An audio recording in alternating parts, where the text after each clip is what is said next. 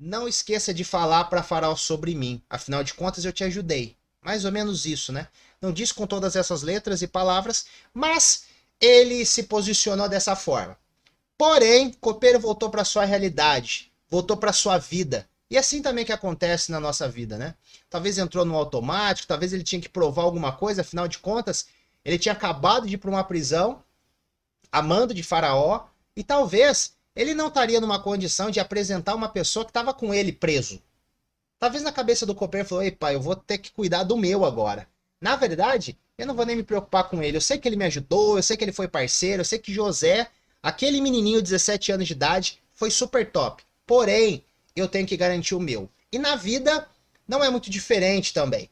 Nós fazemos o bem, ajudamos as pessoas e talvez a nossa expectativa não está no retorno. As pessoas não correspondem da mesma forma. E aí tem aquela questão de expectativa na nossa vida.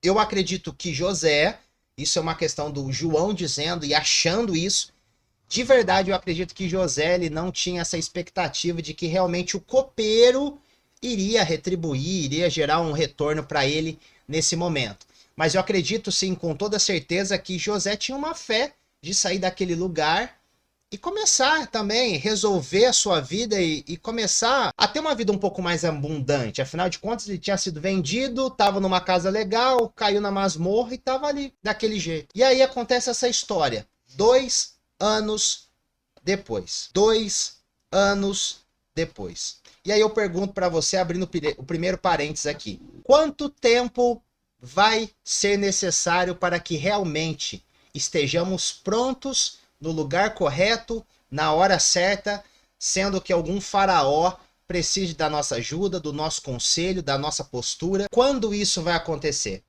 Será que é questão de dias, semanas, meses, anos? Ou será que esse dia nunca vai chegar? Porque na cabeça de José, era a página virada. Ele não esperava que algo iria acontecer.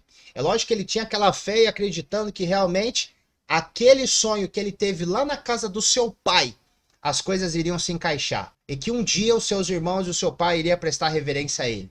Mas ele nem imaginava como isso de verdade iria acontecer. Sabia que iria, mas não como e nem quando. E 2 anos se passaram e Faraó teve esse sonho muito louco.